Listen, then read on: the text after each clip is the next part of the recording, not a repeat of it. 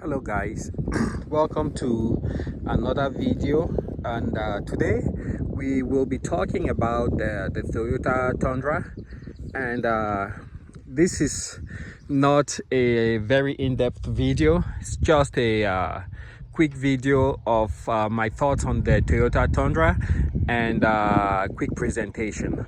So the Toyota Tundra is a full-size pickup truck manufactured by Toyota in the United States of America. The Tundra badge represents the second full-size pickup truck that Toyota Motors manufactured.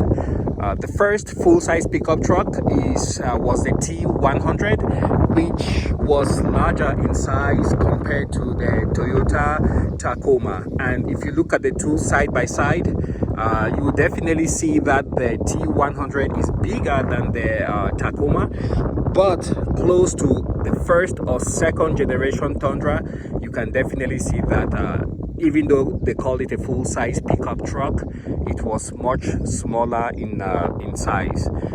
All right, so this second generation Tundra was manufactured between the years 2007 and I believe 2013. So 2007, 2013.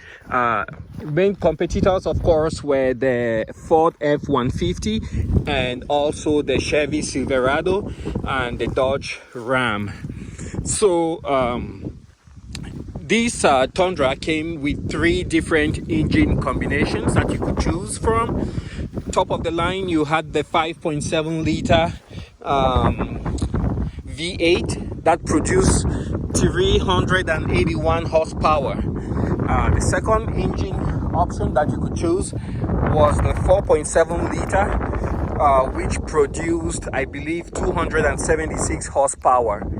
And the final engine option was a 4.6 liter V6, which produced 200 and I believe 35 or 36 horsepower.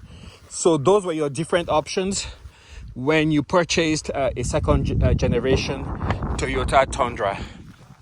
Now, for the different trim levels, I wouldn't really dwell on that, but I will talk about the different body types that you could get.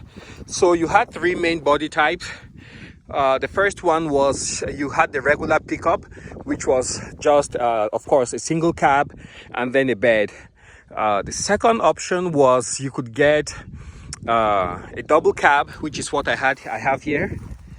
And compared to the first generation Tundras, where you could have an extended cab with the door opening forward, Toyota opted to have a fully functional second door on this truck. And if you look at the design cues, you can see how that second door is almost disguised to look like an extended cab kind of door if you look at from the side. But it doesn't tell you the whole story, because if you look at, you see it's a full-size door. See how wide that is? But the glass makes an impression, an optical illusion, like it's a much smaller door biased towards the driver's side, the driver's seat door. So you think that it opens this way. All right, then we've talked about the regular cab, which is just the cab and then the bed. We've talked about the double cab, which is what I have here. And the final cab configuration you could have for the cab was a Crew Max cab. And with the Crew Max, you actually have a very, very large space here in the rear for the rear seat occupants. And with that option, I believe you can only have one type of bed, which is the 5 and a 5.5 foot bed. The bed I have on here is a 6.5 foot bed. Sorry, I have some junk back there. And you could also have an 8-foot bed. The 8-foot bed is available in this configuration in the double cab, and you can also have the 8-foot bed in the regular cab. And with the 8-foot bed, you actually see the truck looking very long. So the one big complaint that people have about this truck, let's start with the bad, of course. Then we move on to the good. something there. I don't know, there's a hole. But we're out here in the prairie. I took the less traveled route, so it's very quiet here. And when it's quiet out here in the prairie, such areas are where the snakes and other stuff like to chill. Anyways, we're talking about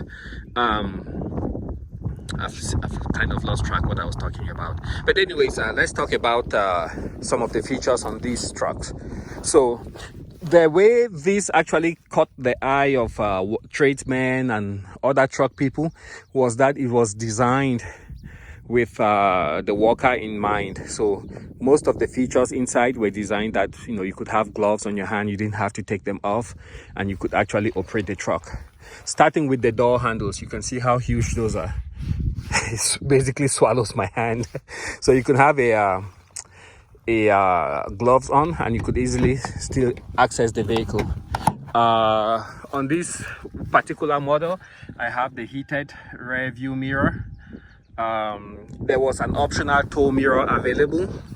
So if you look inside, sorry about the tear in my seat, it's an older truck and I haven't really cleaned it up. You can see the release. It's very wide, so you can use gloved hands and still be able to open up the door without any issue. Ingress is very easy. You can see there's a big opening, so you can get in easily.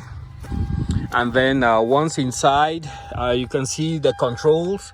Like here, you have the door, the climate controls. Pull out the key so you can have some quiet. So the climate controls, fan, heat.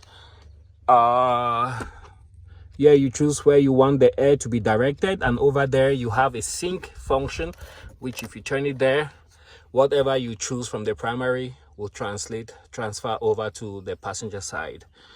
This is still the stock stereo, and it had an optional, back then you didn't have Bluetooth and all of those fancy things, so you have an optional auxiliary input where you could plug your iPod or Walkman. That's the CD player. On the console up there, you have the temperature, outside air temperature, and also a clock. Let me put the key in the ignition so you guys can see.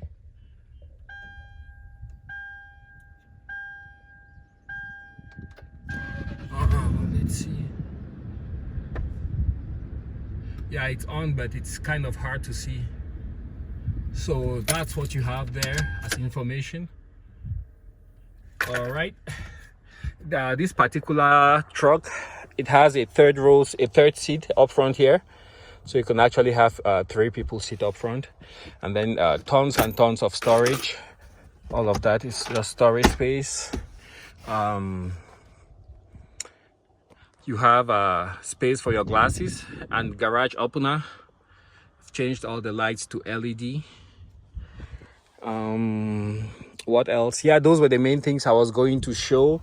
And you also have a manual control for the transmission, so you just shift it all the way down to the sport mode, which you can see right there. The S is the sport mode, and then you could manually shift your transmission. Notable things that happened with these trucks is that they came with integrated tow hitches. So these are not, I don't think they're aftermarket, they came integrated in the trucks.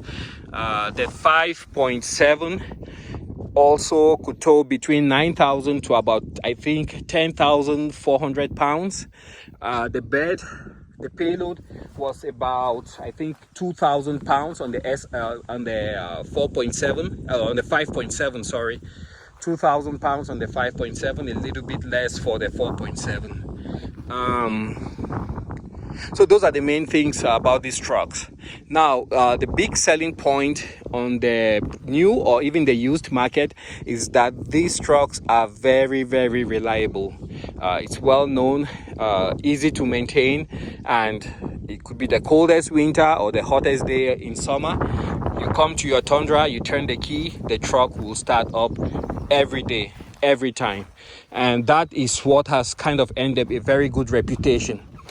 Gas mileage of the 5.7 is not the greatest, it's not very stellar, but that is often overweighed by the reliability of the truck. So people are willing to spend a little bit more and then get a truck that is reliable. All right, so after that, talking about that, downsides would be the towing capacity. So, and then also the fuel consumption, which is quite high with these trucks. Many people moving from these trucks move either to the Dodge Cummins, that's the most common one. A few move to Ford, a few move to Chevy, you know, with the Duramax. But most people, after going through or having a Tundra, they move on to the Cummins, and that's mostly for the additional torque that improves towing capability. Otherwise, grocery getter, run around truck, this truck is just excellent for that, and it rides really smooth. Four-wheel drive, it's got four-wheel drive. I think there are also two-wheel drive options for these trucks. Other than that, let me show you guys a quick peek here at the rear. See if, so you guys can take a look. I have my seat almost all the way to the back. Sorry about all the stuff I have in there. But you can see how much room you have here. There's even room for a space for a cup holder, and you also have cup holders right here. So, oops, did I break that? So you have those cup holders. I think I might have broken something. Yeah, we'll leave it out for now. We'll figure that out. Yeah, so another thing I learned was that the headrests were designed for people wearing hard hat, to, you know, they can sit in the truck with their hard hats on, and that wouldn't be a problem. You have a little window back here that slides open and closed. On other versions, I've seen they have the back glass that, you know, goes all the way down and goes up. So yeah, that's a quick presentation and overview of the Toyota Tundra 2nd generation. Thanks for watching, and see you guys on the next video.